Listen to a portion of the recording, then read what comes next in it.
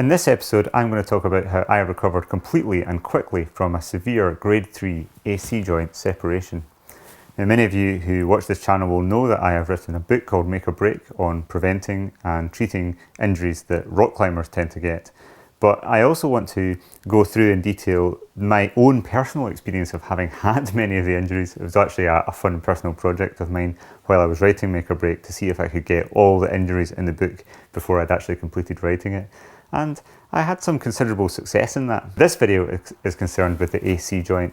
So first of all, I should say what the AC joint actually is. AC stands for acromioclavicular. That is, the joint joins your clavicle, otherwise known as your collarbone, to the acromion of the scapula in your shoulder. In a sense, the clavicle acts as a fulcrum, and as you raise your arm overhead, the clavicle holds your arm away from your trunk. And so the AC joint is actually only under compression as a joint when your arm is in the overhead position. The AC joint is very commonly injured in traumatic injuries. It's a very common injury in rugby players, in mountain bikers, in skiers who fall onto their shoulder and smash their shoulder, and basically the arm and the scapula are forced backwards and that pulls apart the AC joint.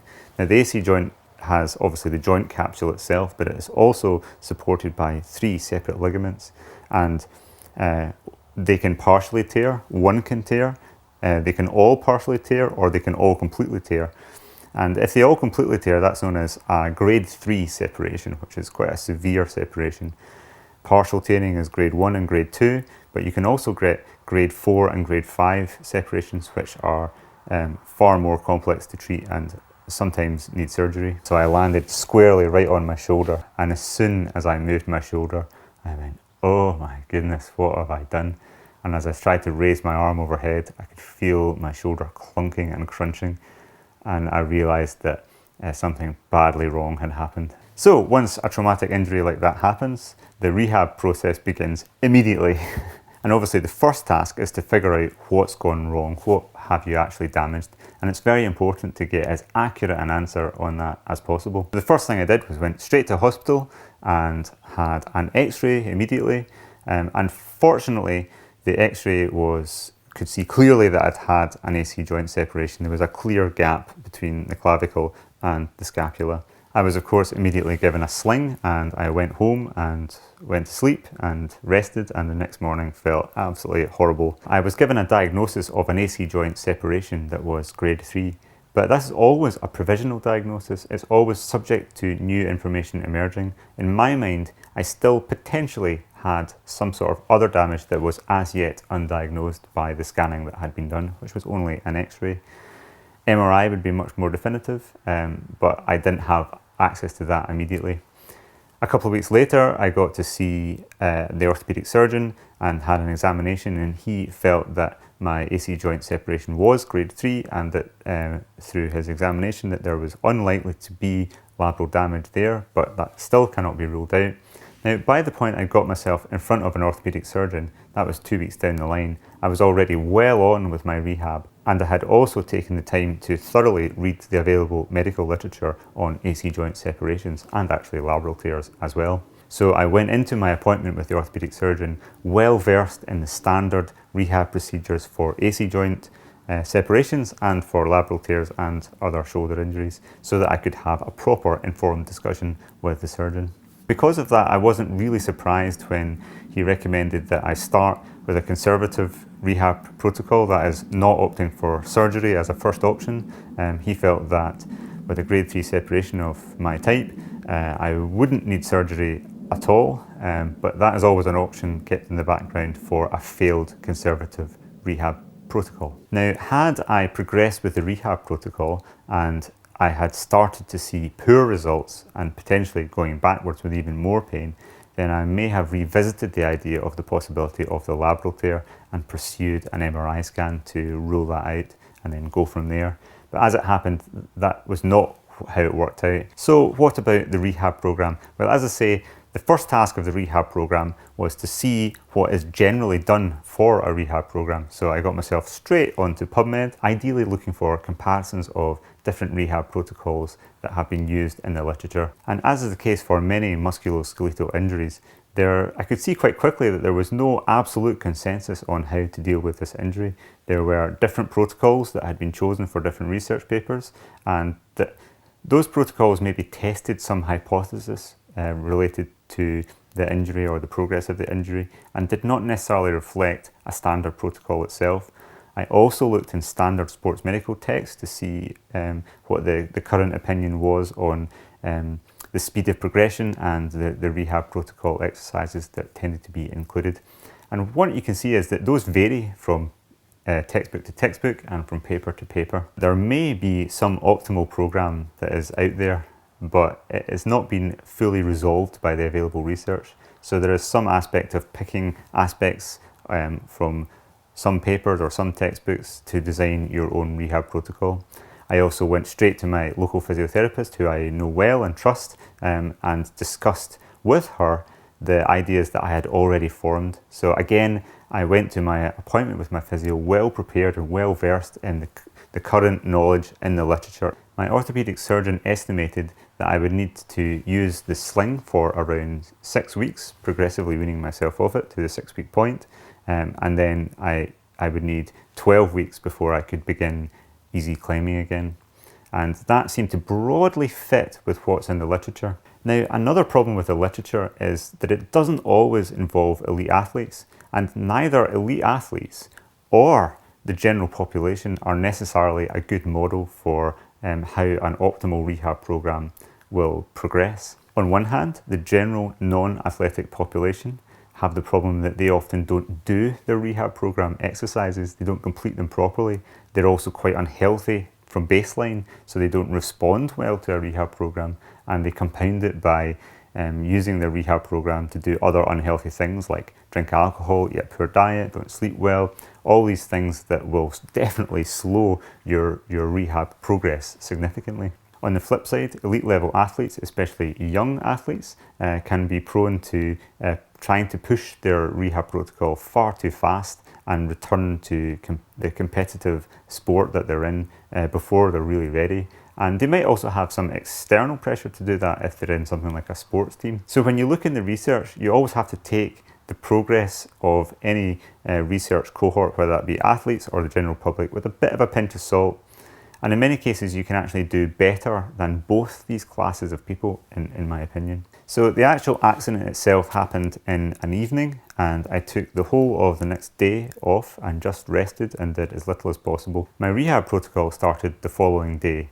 Of course, it started very, very gently. The first exercise I did was just simple grip master exercises, just to use my finger flexors and just to keep my arm used to being used. Also on the second day, without removing my arm from the sling, I was able to rest my arm on a flat surface and very slightly and very gently externally rotate and internally rotate it with my arm down by my side and my elbow bent at 90 degrees and my arm completely supported by the surface it was resting on. Also, in those first couple of days, I started to build the general background rehab environment that was going to support good healing. That is, I sat down and planned exactly what I was going to eat and exactly how I was going to sleep and how often I was going to sleep and what work activities I was going to allow myself and what other activities I would avoid. Now, none of this is rocket science. I quite simply wanted to make sure that I did not take on too much work and I gave myself room to be well rested and well slept, so I would make sure I'd have at least 8 hours.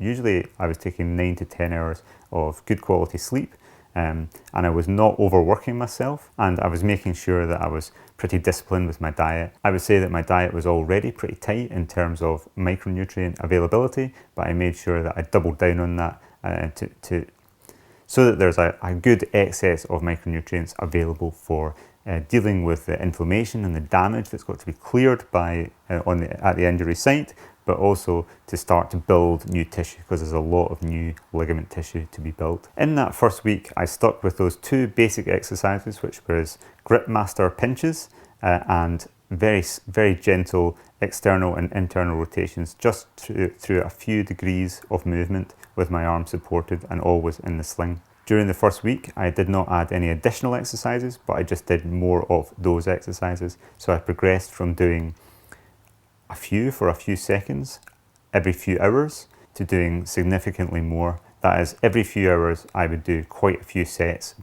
towards day 5, day 6. Now I did not count these exactly. I varied the amounts of exercise I was doing by feel depending on the soreness that was listed by those exercises. I also made sure that I did not take any NSAIDs, that is any oral anti-inflammatory medications, both so that I had an accurate representation in my mind of the state of pain coming from the injury itself, but also because I did not want to interfere with the inflammatory process. During that first week, I had no perceptible improvement in strength or pain in the shoulder. It still just felt absolutely grim, and I must say that those days I found very psychologically hard. Into week 2 of the rehab, I was able to increase the grip master exercises to really quite hard exercise for my fingers, and to the point where I would actually feel like I would even gain some endurance in my forearm. And that did feel like it made my shoulder feel better. I was also able to take the sling off for short periods, and with my arm supported on a flat surface, I was able to do those external and internal rotations, adding a few more degrees of movement. And also by supporting my arm with the other arm, I was able to swing my arm forwards and backwards, at first only with a few degrees, and then on subsequent days in week 2, I was able to increase the degrees of movement a little bit further.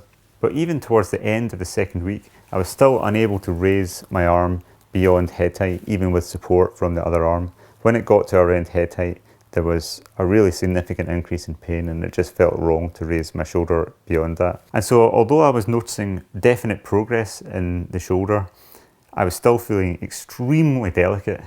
And actually I was coming into my climbing wall to do my physio sessions by that point. And sometimes just with my arm by my side, I would walk up to a hold and just place my hand on a hold and just imagine pulling on it. And that actually made me feel physically sick. And I must admit that I found it difficult to imagine that I would ever jump for a hold and swing on that arm ever again. However, even when the injury still feels so delicate and so weak, what else can you do but continue to progress with the rehab protocol and trust that you will actually make progress in your healing? The third week was perhaps the most interesting week in the progress of the rehab protocol. Early in the third week, I was able to raise my arm just slightly above my head with support from the other arm, and by around the 5th day of week 3, I was for the first time able to raise my arm completely overhead, supporting it with the other arm.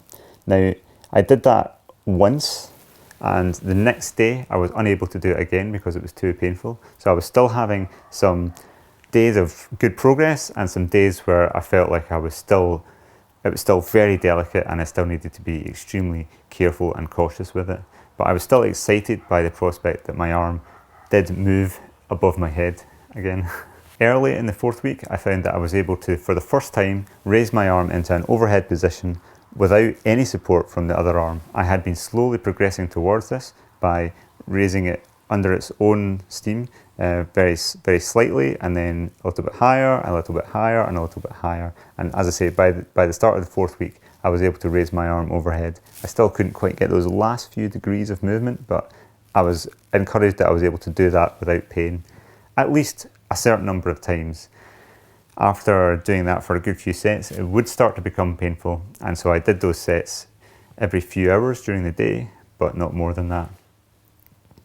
I also found that I was able to step onto a vertical wall with some really good holds and very, very carefully move around it, which psychologically felt brilliant to me. But I tell you that with caution because that is clearly an extremely dangerous thing to do. I have a quarter of a century's climbing experience, so I felt that I was able to do that with a very, very high degree of control, and I had absolutely no risk of dropping onto my arm or loading it suddenly in a way that could push it backwards. Towards the end of the 4th week, I also found that I could actually hang on 2 hands on the jugs of a fingerboard in a bent arm position and do a little bit of a pull-up. And by the start of week 5, I found that I was able to actually do sets of pull-ups on the rings. So each day I was coming into my climbing wall, I was spending 3 to 4 hours doing my exercises, sometimes in one session, sometimes spread out through the day. I was doing passive movements where I would just simply raise my arm overhead and focus on normal movement of my scapula and try to get as many degrees of movement overhead as I possibly could.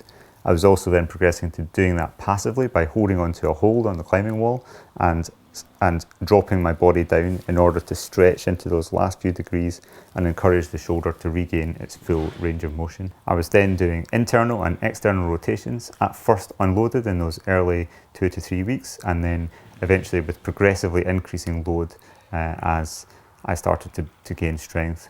In those first weeks, I was doing all of the internal and external rotations with my arm down at my side, either doing side lying rotations with a dumbbell or doing them stood up with a resistance band, but with quite a lot of resistance. And by the start of that 4th week, I also had such a jump of improvement. I felt in my own mind that I was ready to cease using the sling for support. Although this was far earlier than my orthopaedic surgeon had suggested, I was able to trial that after a discussion with my physiotherapist, who felt that if I felt ready to do that, then I should give it a try, but be willing to reverse that decision if I wasn't ready for it. Into the start of week 5, as I was starting to increase the load on all of these different types of exercises, I did actually feel more than ready to step back onto a climbing wall and move around on some big holds in a very controlled way. So I started doing that on this 15-degree overhanging board, at first just on big holds, but actually very quickly I felt quite comfortable that the shoulder was by now quite strong. And it was also, I noticed that it was not getting more painful as the sessions progressed. In fact, it seemed to be getting less painful. And in fact, by the start of week 6, I was able to move back onto the 45-degree board and do some of my easier endurance circuits that are quite positive and juggy. Again, these are very controlled. I was able to do these in a very controlled way, so there was very, very little chance of, for example, my feet cutting loose onto a relaxed shoulder. So again, whether these are a good idea for someone else to do, I think depends on their level of technical control. Are you able to anticipate a foot coming off? And if so, are you able to control that swing on a bent arm with shoulders engaged and maybe elbows bent as well? Or are you able to let go and jump down quickly enough and in a controlled way? So in those first 3 weeks, I'd built up from a few minutes per day of physiotherapy exercises in week 1 to possibly an hour in total during each day by week 2, to possibly 2 hours by week 3, and then up to around 4 hours a day in week 4 and week 5. And so by the start of week 6, I was actually in pretty good shape. I felt like my number of pull-ups that I could do on the fingerboard was almost what it normally is pre-injury. And although certain movements, for example, doing a hard boulder problem where you would catch a hold outstretched and swing, I did not feel ready to do, I felt perfectly comfortable doing actually quite hard endurance circuits. And so I did actually feel able to start climbing outside again. So in week 6, I returned to the crag for the first time. I went back onto a sport project, which I'd bolted shortly before I got injured, and I was able to do the first descent of that as an 8B sport climb. Really from there on, I returned to my normal training, but with a couple of slight changes. I still knew that my shoulder was not strong enough to tolerate an uncontrolled swing on one arm without my shoulder muscles being engaged. That is to say, my shoulder being relaxed and taking the strain on the AC joint and the labrum. My general climbing also felt normal levels of strength as well. The only movement that felt really weak was iron cross movements where there's a lot of strain going through the shoulders. They still felt kind of weak and I had to take them with a little bit of care. And that was at 6 weeks when the surgeon anticipated that I would be able to just discontinue the use of the sling. So that was really good progress. Now, I do not know this for sure, but I would credit that improved progression to not just the extent of physiotherapy exercises, but also to all of those background things that I was doing, being on top of my diet and having ample nutrient availability for healing, having good quality sleep, and having an absence of overstress in my work life, as providing a platform on which to do those rehab exercises and also respond to them and improve my healing. And the details of all those things are very much what I focus on in my book, Make or Break. So beyond that week 6, I basically continued with my normal climbing training, but I also continued to maintain some of those physiotherapy exercises that I was doing. And my feeling was that that really, really worked incredibly well. So by week 12, I was able to climb a really hard boulder problem, V14, 48B+, which was Catalan Witness to Fitness in Catalonia. If you want to see the full video of me climbing that, I'll put a link to it in the corner of the video. But this climb involved a jump into an iron cross, and when I first tried that move, I had to actually psychologically build myself up to holding that position, which felt very stressful on my shoulder. And I must admit that I could only do that move so many times in the session. And when I actually did the climb, I ended up doing it a completely different way and avoided having to do that move that way at all. However, a couple of the other 8B problems in the cave go through the same move, and so I did that move many times, and even over the course of that couple of weeks that I was staying there, I felt that my shoulder continued to make progress and I could do that move with confidence. So really I felt that by that 3-month mark, which is when my surgeon said that he felt that I would be able to begin very easy climbing, in my mind at that point the injury was functionally completely healed and had regained full range of motion and strength. So all of this was a couple of years ago now, and in that time, beyond that 3-month mark, once I was able to go back to my normal climbing, if you will, I have certainly made sure that I keep up my program of basic body and shoulder strength and mobility as part of my normal training. So I'm making sure I'm doing my rings exercises, I'm making sure I do other body strength exercises like basic push-ups and plank, and I'm also monitoring the shoulder for signs that there may be any further problems. One of the long-term complications of AC joint separations is arthrosis of the AC joint itself, perhaps because when the joint is separated and so the clavicle is not sitting properly in the joint capsule, then it causes the cartilage to be placed under abnormal pressure and eventually starts to degenerate. 2 years out, I have had no signs or symptoms of that myself, but I continue to be vigilant for it. But by and large, I never think about my damaged shoulder now, and in fact, sometimes when I do think about it, I have to take a moment to even remember which shoulder was damaged, even though you can still see the physical deformation to this day. So I consider that to be a very successful rehab program, and actually I was blown away by the extent of the progress. So I hope that has been a useful outline of my own personal rehab protocol. Please do not take anything that I've said as medical advice. If you have had an AC joint separation yourself, always make sure that you get it properly diagnosed and you plan and execute your rehab program under supervision of your orthopedic surgeon, your physiotherapist, or whoever other medical staff you're consulting. I should also emphasize that each individual case is different and there can be other complications with this injury that need special diagnostics and continued monitoring and adjustment of the program. But the broad take-home message of this video that I would like to offer is that if you have a grade 3 AC joint separation, in many cases you can recover very well and actually quite quickly and go on to have a normal, pain-free and problem-free climbing progression. If there are other injuries that you've had or you know that I've had that you would like me to talk about in future videos, please do comment below and make sure you subscribe to my channel to make sure you see those future videos.